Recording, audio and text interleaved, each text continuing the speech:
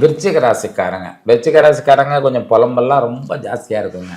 சும்மா எதையாவது போட்டு இவர் பாட்டுக்கு எதையோ சொல்லிட்டு போயிறாரு. ஒன்றும் நடக்க மாட்டேங்குது. அப்படி தான் நீங்கள் எல்லாரையும் திட்டிக்கிட்டு இருப்பீங்க. ரொம்ப நாளாகவே கொஞ்சம் சஃபரிங்கில் தான் இருக்கீங்க. எல்லாருமே விருச்சிக ராசிக்காரங்க குறிப்பாக கேட்ட நட்சத்திரத்தை சேர்ந்தவங்க பொருளாதார சிக்கல் என்ன பணம் வந்தாலும் பத்தலை சார் அப்படின்னு புலம்புவாங்க.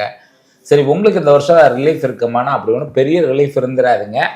ஆனால் கொஞ்சம் தென்றல் வீசினா மாதிரி ஒரு சுகம் கிடைக்கிறதுக்கான வாய்ப்புகள் இருக்குது. ஜன்னகால ஜாதகம் சப்போர்ட் பண்ணிடுச்சுன்னா கொஞ்சம் அதிகமாகவே இருக்கும். கண்டிப்பாக வெளிநாடு பயணம், வெளிநாடு முயற்சி பெரிய வெற்றியை தரும். பிரிந்தவர்கள் ஒன்று கூடக்கூடிய வாய்ப்பு, நண்பர்களாக இருக்கட்டும் இல்லை கணவன் மனைவியாக இருக்கட்டும். அதே நேரத்துக்கு இன்னொரு விஷயம் சொல்லணும், யாருக்காவது ரொம்ப உச்சகட்டமாக கேஸ் நடந்துருந்தால் அது பிரிவினை வர்றதுக்கான வாய்ப்புகள் இருக்குது. பிள்ளைகளால் பெருமை கிடைக்கவும் புதிய ஆடை ஆபரண சேர்க்கை மாதம் மாதம் ஏற்பட்டே இருக்கணும். ஏதாவது ஒன்று வாங்கிட்டே இருப்பீங்க. அட்லீஸ்ட் கிரெடிட் கார்டை தேய்ச்சாவது வாங்கிட்டு இருக்க மாதிரி தான் இருக்கும். யாராவது கூடாந்து ஒரு கிஃப்ட் கொடுப்பாங்க பாருங்கள், அவ்வளோ சந்தோஷப்படுவீங்க. அவ்வளோ வேல்யூபிள் கிஃப்ட் யாராவது உங்களுக்கு கண்டிப்பாக கொடுப்பாங்க.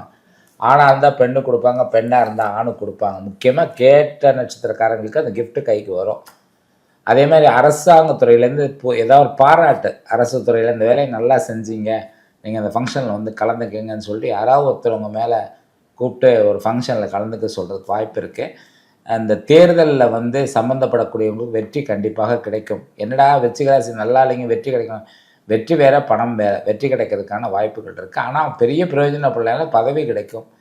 பாருங்கள், நீங்கள் வழிபடக்கூடிய தெய்வம் முருகப்பெருமான், அகோர வீரபத்திரர் மற்றும் வந்து காளி. இந்த வழிபாடு உங்களுக்கு என்றைக்குமே நல்லதுங்க. முக்கியமாக முனீஸ்வரர் வழிபாடும் நல்லது. இந்த துவாரக பாலகர்கள்னு சொல்லுவாங்க. கோயிலில் போயிட்டு இந்த வாசலில் இருக்கக்கூடிய கிரகங்களை வழிபட்டிங்கனாவே, இல்லை என்ட்ரன்ஸில் ரைட்டு லெஃப்ட்டில் இருக்க கிரகங்களை வழிபட்டாவே உங்களுக்கு ரொம்ப சிறப்பாக இருக்கும்.